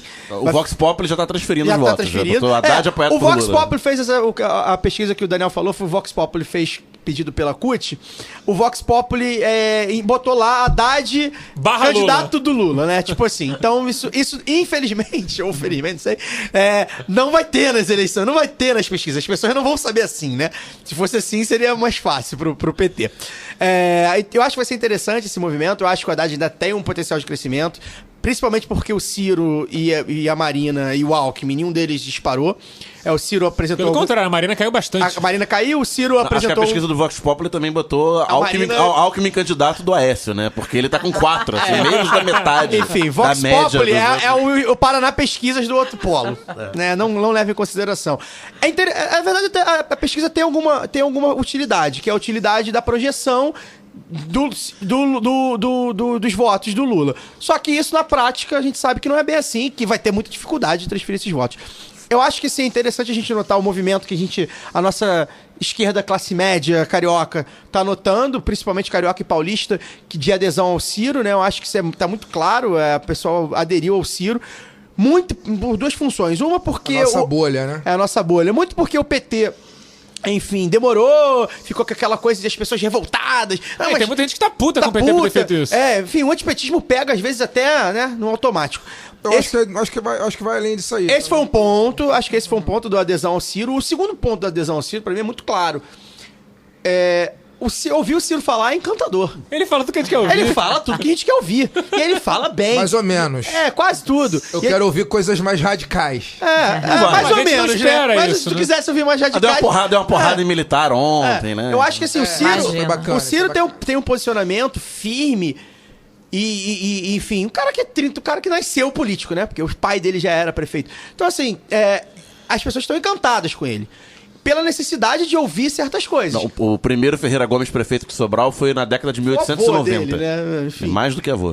Século XIX. Então, assim, é um cara que ele sabe o que ele tá falando, né? E como o país deu uma guinada pra direita mais do que nunca... Ele virou de esquerda. Ele virou de esquerda. Ele meio que disse, caraca, eu sou de esquerda, então vambora. Ele entrou nesse barco. O cara que era do PSDB. Primeiro governador eleito pelo PSDB. Em 1990. Enquanto o PSDB ainda era social-democrata. Mas, assim, então acho que a gente vai ser interessante ver isso. Eu vejo petistas históricos, pessoas que votaram no PT, que defendiam o PT, Lula, tal, se debandearam pro Ciro Gomes assim do nada.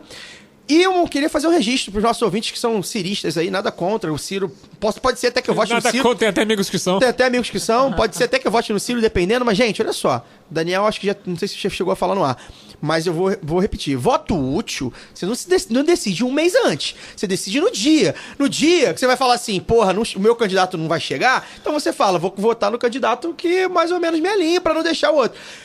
Gente decidindo, voto útil, com 3% de diferença... Um mês antes, sendo que o Haddad nem campanha vai começar agora. Então, assim, vocês podem votar. Inclusive, eu faço aqui, tá minha mochila, tá aqui o adesivo do Boulos. Vou fazer campanha pro Boulos. Boa. Então, assim, eu acho que a gente pode negociar isso aí até o dia da eleição. Chegou o dia da eleição, se vocês querem votar útil, não voto programático, que é válido, acho o voto útil válido também. Acho que vocês têm que espera, a carruagem vai andar. E não vou me surpreender se essa galera que passou pro Ciro do nada, deu uma guinada, voltar pro Haddad. Porque vai começar a campanha, vai começar Lula Haddad, vai começar o Nordeste, e aí eu quero ver como é que vai ficar. Bom, Fernando Andrade, presidente, Manuela grávida, vice. Eu desisti, gente. Eu desisti.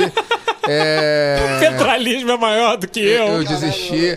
E não é nem o Lula, eu cheguei à conclusão, se fosse o Lula candidato. Eu cheguei à conclusão que aquilo que o Caio escreveu no Facebook tempos atrás, né? O PT é uma merda, mas é foda pra caralho.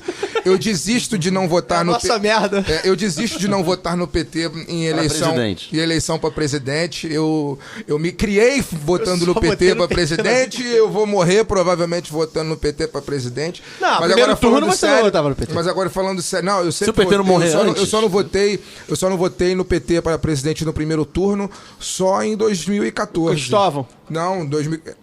Não, é verdade. Seu passado de comer. Não foi Cristóvão, votei Heloísa Helena, mas eu votei 2006. Heloísa Helena, 2006. 14 é Lulu. E votei. Não, 14 eu votei. Isso, 14 eu votei na Luciana Genro. Mas também não sei porquê, enfim. Ninguém sabe. Porque você nem ela sabe. Você era afiliado ao PSOL, inclusive. Pessoal bombando. Mas eu cheguei à conclusão, enfim, eu tava analisando e eu já tomei minha decisão no dia. Já tomei minha decisão no dia, falei, cara, eu não vou votar na Cátia Abreu, né? Eu respeito Ciro Gomes como político, acho que ele é um cara super articulado, inteligente. Eu acho que a gente tem que entrevistá-lo aqui, inclusive, se ele for pro segundo turno, a gente vai tentar trazer ele aqui. Assim como se o Haddad também for pro segundo turno e vier no Rio de Janeiro, a gente vai tentar trazê-lo aqui, né? Mas eu não vou, com todo o respeito que eu tenho ao PDT histórico de Brizola, etc., eu não consigo votar no Ciro Gomes, né, nessa circunstância de Cátia Abreu e, sabe, não rola, não adianta dizer que ela era aliada da Dilma, enfim, ela era aliada a Dilma e eu me fiz oposição a Dilma por muito tempo por conta dessas alianças, né? Ela era aliada a Dilma pessoa, né? Porque ela depois ela estabeleceu uma relação pessoal não programática. A Dilma foi madrinha de casamento dela. Ela foi tudo. E aí eu não vou conseguir votar no Ciro e eu acho que a campanha do Boulos, assim, eu respeito obviamente pra cacete, eu sempre voto no pessoal aqui no Rio de Janeiro, né? Ideal. O ideal seria ele, né? Que ele tivesse hoje brigando pra ir pro segundo turno, mas como não tá brigando, eu acho que a candidatura meio que até se apagou fora do meu... Como a gente tava falando da nossa bolha, né?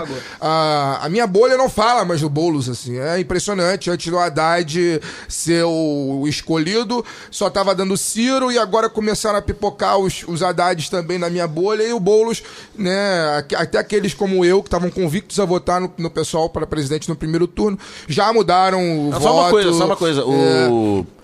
Porque viu que não vai sair disso. A gente tem que abrir um parênteses também, que a gente vive um estado de exceção, né? Não, falando em voto programático, se você olhar o programa escrito, inclusive, o do Boulos é muito mais articulado e complexo do que o do próprio Ciro. Ciro é um cara que ele fala muito bem e cita muito o número de cabeça, mas se você pegar o programa dele é do Lupe, né? Não, o papel que tá escrito no papel é relativamente vago. É do Lupe, porra, o programa. Não, o programa do Boulos é o melhor, gente. É o melhor. É o melhor programa. E ele é o melhor debatedor. O problema é que a galera bota ele no escanteio ali na hora do debate, porque sabe que não vai conseguir debater com o cara. Isso é uma questão. Tem agora a gente tem tempo de TV também. Tem o tempo de TV, a gente está completamente apagado. Dinheiro pra então viajar. É isso que acontece, assim. A realidade da política hoje é muito comandada aí por quem tem a mala de dinheiro. E isso é muito concreto pra gente que é partido pequeno. Então, assim, o Boulos está vivendo essa situação, a gente vai viver. A gente está vivendo isso aqui no Rio de Janeiro, que vai ser bem complexo, mas a gente está colocando força aí na campanha do Tarcísio Mota e a vice dele é uma mulher negra da Baixada, Ivanete. Então, a gente precisa também colocar cola aí no nosso governador, que eu acho que não, o Tarcísio já estamos todos fechados. Inclusive, hoje eu ouvi, olha só, hein, como é que inclusive não tem nem voto de segundo turno se o Tarcísio for pro segundo turno. Você não tem o anti-esquerdismo é foda. Só tem um eu ouvi de duas candidato. Pessoas, dois como é que é, proto-neoliberalzinhos, como diria o Ciro, que gostam do Tarcísio, mas é que ele tá no PSOL, de esquerda, mas eu gosto do Tarcísio, então vota nele, caralho. Porra. Eu confio no gordinho. Aí fala assim, no Romário eu não quero, no Paz eu não quero, no Garotinho eu não quero, então vota no cara, caralho. Eu vou votar. E outra no coisa que eu queria falar só sobre o PSOL, e a gente aqui, enfim, a gente já falou o Boulos, eu acho que o Boulos é um cara... Enfim, mas é um cara que também não veio da política, é um outsider, assim, ele vai... Boulos é de movimento social se ele quiser continuar nessa, eu acho que ele pode alimentar e daqui a alguns anos ser competitivo. Mas a gente precisa dizer que a gente está no estado de exceção, né? Acho que é o mais importante. Eu sou um cara que eu acho que tem que votar programático no primeiro turno, você vota quem você quiser, quem você se alinha, e no segundo turno você faz a manobra que for necessária. Eu espero que a Haddad suba bastante para eu votar tranquilo no Boulos. Né? Exatamente. Mas assim, o que a gente precisa dizer é que a gente está no estado de exceção. Desde o golpe, o Brasil entrou numa espiral de estado de exceção. Inclusive com as eleições, é só ver o que estão fazendo com o Lula. Não digo nem o Lula preso. Digo que os deputados, acho que em Pernambuco, no Ceará, a Justiça Eleitoral proibiu de aparecerem com o Lula. Como se o Lula fosse apagado da campanha do partido dele. Os deputados petistas. Mas na campanha do Meirelles ele aparece. Né? É interessante. Meirelles isso. é Lula. O Meirelles é Lula. Então, assim, o que estão fazendo com o PT, principalmente na questão do Lula, lá nesses rincões, principalmente no Nordeste, que não tem tanta repercussão, porque aqui no Rio é mais difícil, em São Paulo, isso mostra que a gente está no estado de exceção. Então, o estado de exceção, o fator Bolsonaro, pra mim, o pior fator não é nem o fator Bolsonaro, acho que o Bolsonaro vai pro segundo turno, e eu acho que qualquer um ganha dele. Meu maior medo é ter Bolsonaro e Alckmin. Que aí eu vou ter que ir pra praia domingo, que eu não faço questão de não votar em nenhum dos dois. Então, assim, eu prefiro... Tem que ir pra praia nadar e ver se chega a algum lugar. E falar, vocês se virem aí, vocês botaram os dois aí, vocês que se virem. De qualquer maneira, eu acho que a gente tem que ter um cuidado com relação àquele que a gente não deve dizer o nome. O inominável. Porque a gente ria do Trump, a gente ria do cara. E o cara foi para onde que foi. Então, eu acho que a gente não pode subestimar ninguém hoje na política brasileira. Tá uma loucura isso, a gente não pode subestimar o poderio que teve essa facada. Mas falando sobre facadinha, hoje, ele tomou outra facadinha. Vai falar, calma. Que foi a do General Mourão, que é o vice dele, que... Tá dando golpe antes da eleição. Tá dando golpe antes da eleição, teve uma ejaculação precoce de golpe aí. O PRTB, que é o partido dele, que é o partido do Levi Fidelix, foi contra a vontade da Bolsa Family e entrou lá na justiça pedindo pra participar dos debates, ele já foi a público dizer que tem que parar pra esse negócio de facada. Vitimização. Mimimi vitimista, esse negócio de uma facada. Eu adorei esse discurso. Ele falou mesmo, tem que parar com essa vitimização, já deu. Então, assim, cumpre ver, porque assim, o maior interessado em quebrar essa intenção de voto aí do rapaz é o Alckmin, e ele tem 50 dias de campanha, tipo, ele fica 6 horas no ar todo dia. Não então, chega a 50. São 5 minutos. Assim, é muito tempo. Então ele vai, com certeza, bater muito nessa questão do, olha... Bicho, quem vai governar é esse general maluco aí. Eu acho que isso pode quebrar a campanha do cara. Uma coisa importante de dizer dessa chapa aí doida do capitão que tá na frente do general é isso. Não tá mais, pelo visto? Não tá mais, ex-capitão na frente do general. Acho que rola um pouco. Primeiro que já havia vazado algumas notícias de que o Bolsonaro não era tão bem quisto entre a alta patente do exército. Ele é um completo idiota, pô. Os caras da alta patente, eles... São alta patente. Você pode discordar dele, mas os são caras têm alta um nível patente. razoável. São alta patente. Pô, os caras foram contra a intervenção militar no Rio de Janeiro. A gente sabe o quanto é isso. Então, assim, então acho que isso já foi um risco. Aí o general vê lá, tá vago aquele microfone ali, né? Pra quem é que o dono... Pô, um capitão, ex-capitão...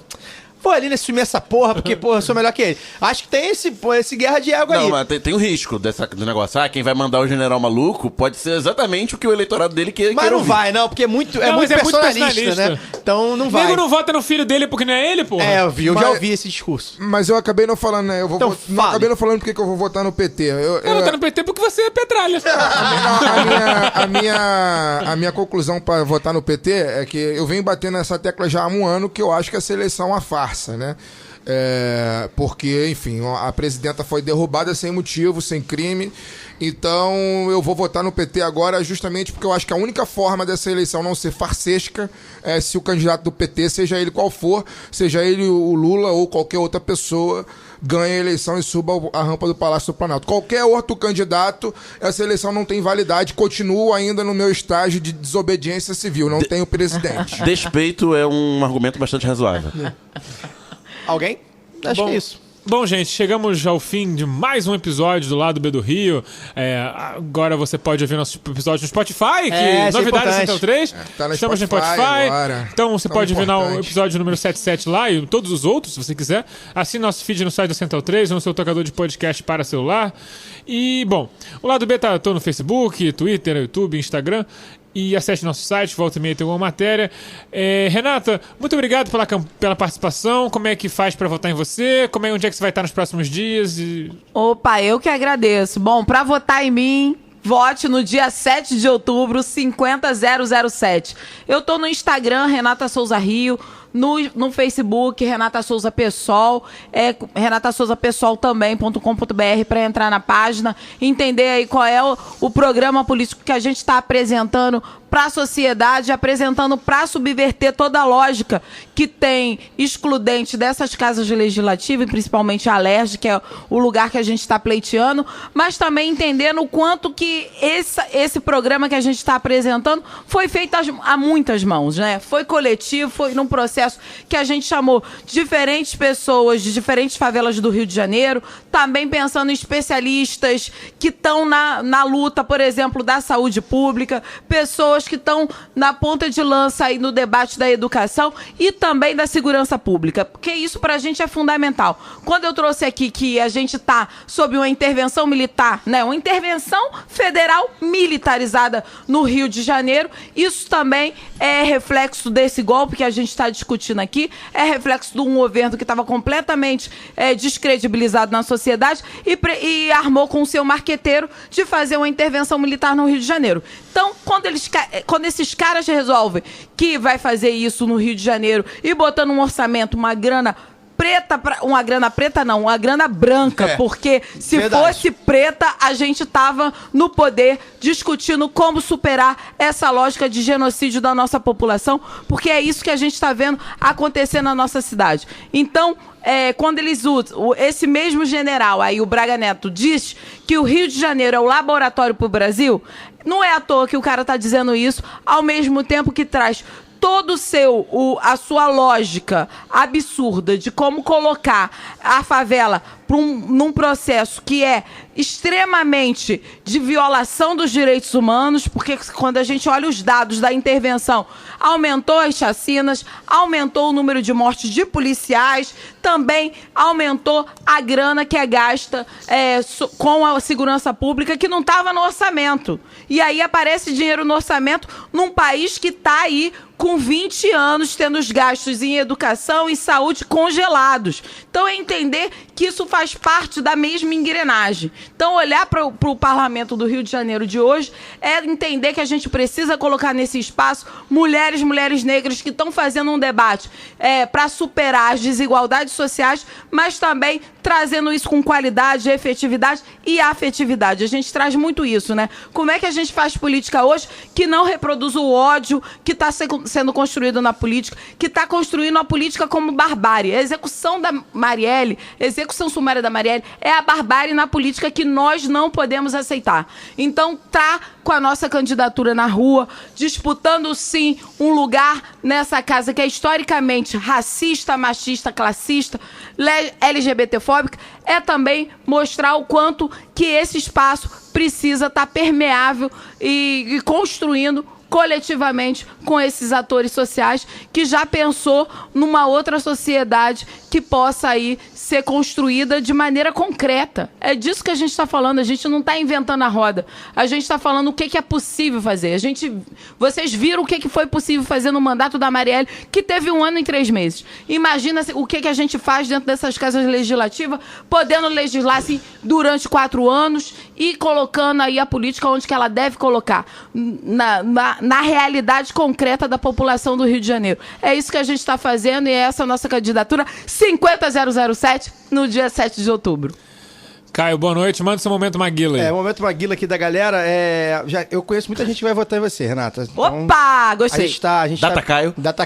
No Data Caio você deve ser a primeira ou a segunda. Quem sabe, né? Vamos lá. A galera aí que mandou alô lá no Twitter, muita gente. Caramba, a gente tá crescendo mesmo, Fagner. A brincadeira tá ficando séria, maluco. Cara, Caio, eu esqueci de falar uma parada que é muito séria.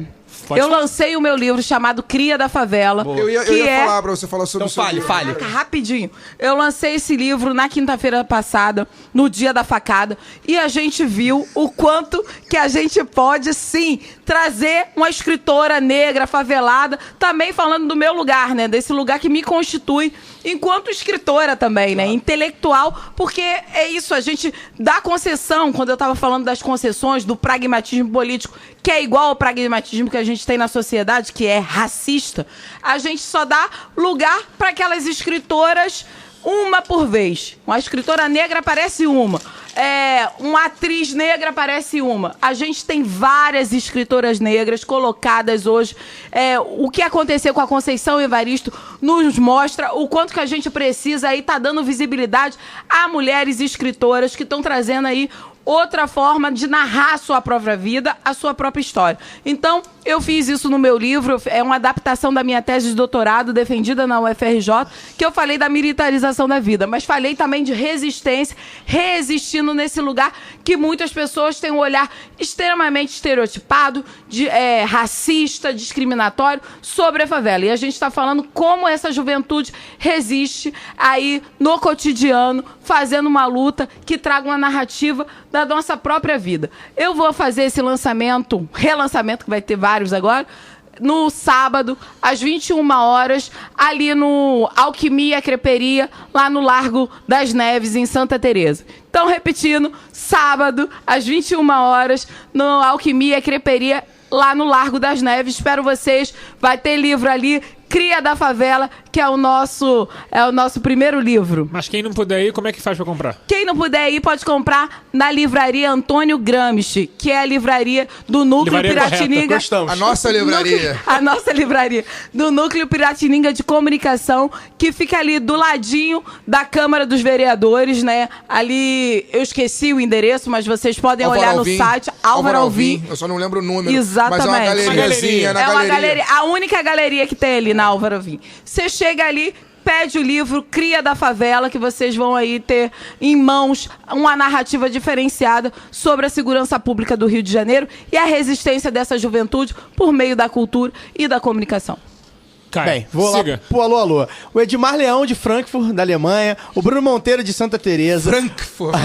O Matheus Otávio, de Viçosa. Mas olha só. Paulo César, de Maringá. O Sidney Rodrigues e a Caroline, que são de Bangu. O Thales Lima, do Grajaú, de São Paulo, morando em... É o bairro de Grajaú, né? Em São Paulo, morando em Paris. O Brunão Castro, de BH. Paris. Melhorou um pouquinho, né? O Gabriel Meira, de Nova Iguaçu. O Beto Moreno, de São Paulo. O Igor, do Irajá. O André Calazans, de Piracicaba. O André Calazans, de novo, aparecendo. O Bernardo Carvalho, de Manaus. Daniele Costa, que é carioca, morando em BH. Bastante gente de BH ouve a gente. O Luiz Rossi, de Indaiatuba, em São Paulo. O Carlos Alberto Júnior, que tá em Maryland, nos Estados Unidos. O Diego, de Belfort Roxo. O Matheus Guerreiro, de Campo Bom, no Rio Grande do Sul. O Luiz Carlos Macedo e a Paulinha Santos, nascidos em Araruama. O Daniel, de Volta Redonda, morando em Juiz de Fora. O João da Silva, de Nilópolis. O Gutenberg Ribeiro, de Contagem. O Thiago Diniz, que é aqui do Rio, não disse o bairro. O Fernando Nazário, de Guarulhos. O João Vicente, que já é ouvinte nosso de muito tempo, de Marília. O Vitão, da Casa da Moeda, que mora em Campo Grande também. O Robson Alves, que é cria da Zona Oeste também, morador da Tijuca. O Júlio Valente, de Niterói. O Fabiano, da Zona Leste de São Paulo. O Antônio Júnior, o nosso apontador do Jogo do Bicho de Praia Grande, que é o nosso ouvinte preferido. A gente gosta de todos vocês, mas o Antônio Júnior é apontador do Jogo do Bicho, ouvinte, adoramos.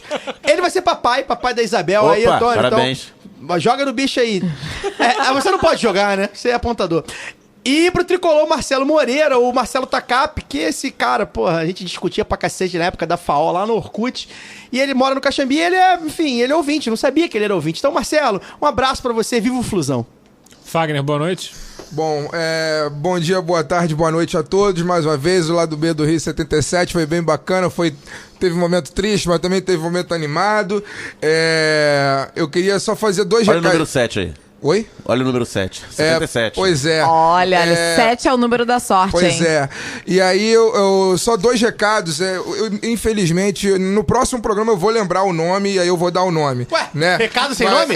Pois é. Recado apócrifo. É um motorista, é um menino motorista também, que é motorista do Uber. Uber de esquerda do Twitter. É, Uber de esquerda do Twitter, que também o nome sempre... dele é Uber de esquerda do Twitter. Ele sempre tá entrando em contato com a gente. Sim. E ele é motorista de Uber, enfim, é a galera que a gente quer, quer atingir mesmo a classe trabalhadora de verdade, a gente quer, enfim, conversar com essa galera, ouvir essa galera, e eu acho muito bacana esse feedback, ele dizer que é nosso ouvinte, que curte o que a gente fala aqui, e que, enfim, que roda a cidade ouvindo o lado B do Rio, em vez de ouvir essas rádio tupi da vida com esses debates reaça, né? Ele ouve o lado B do Rio enquanto roda a cidade com os passageiros dele.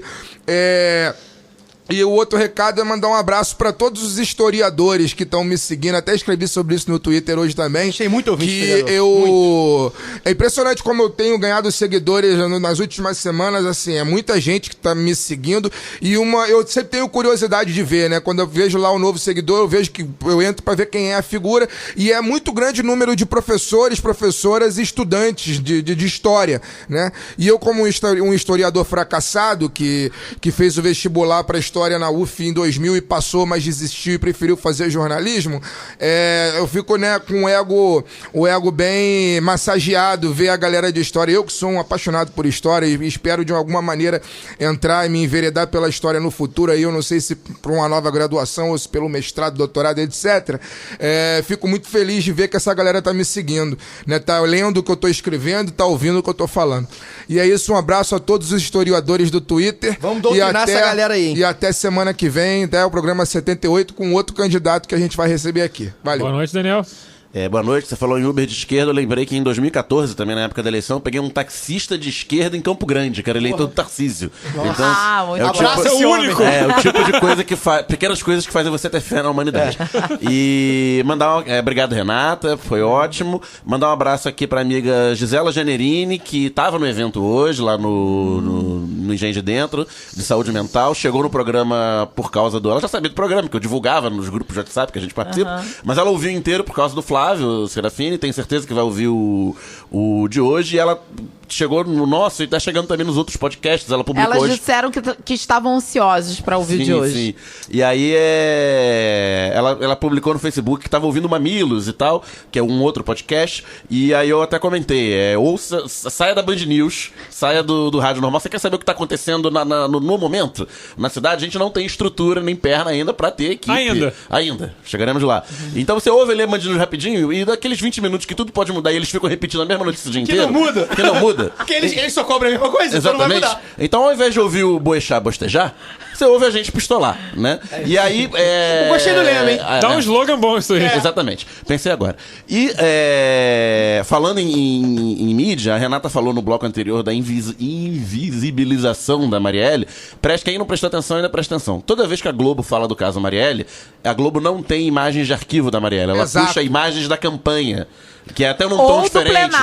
Ou do plenário. Então ela não tá. A Rede Globo de televisão, a maior TV do país, não tem imagem. CEDOC, que é um puta arquivo gigante. Não, o maior arquivo de televisão do país não tem uma imagem de arquivo de uma vereadora que teve 46 mil votos pra Câmara da cidade onde a Globo é sediada. Boa observação. Então, fiquem com essa. É isso. E só pra terminar, rapidinho, o Fagner, o Instituto Data Fagner, acabou de receber uma informação aqui. Break news. Fonte quente. E vai ser break news na hora do programa, porque a pesquisa Datafolha só vai ser divulgada sexta-noite e o programa vai ao ar sexta-tarde, né? Dólar recorde dólar recorde indicando que o tracking do Datafolha diz que Haddad está em segundo nas pesquisas. O Brasil feliz que, de novo, durmam com essa. Bom, eu espero que vocês como a Data Fagner tem uns 45% de célula barrigada. O Paraná é foda. Mas, assim, Renata, muito obrigado mesmo, assim... Você provavelmente é uma das pessoas que melhor fala que vem no programa. Você é uma pessoa mais articulada de quase todos que a gente trouxe. Foi um programa sensacional. Obrigado aos ouvintes e até semana que vem com mais um Lado B do Rio. Valeu, gente. Obrigada.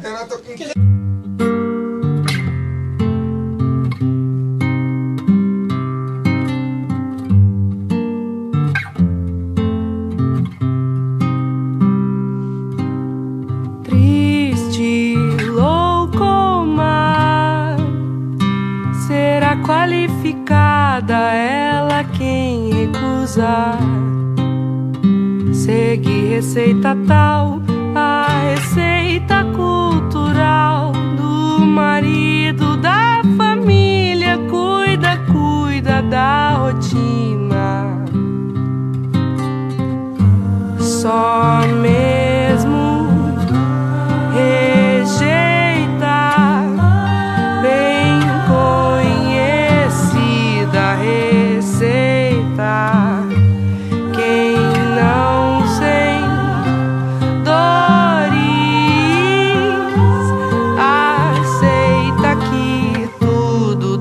deve mudar. Que o homem não te define, sua casa não te define, sua carne não te define, você é seu próprio lar. O homem não te define, sua casa não te define, sua carne não te define, você é seu próprio lar. Ela desatinou, desatou, nós vai viver só. Ela desatou.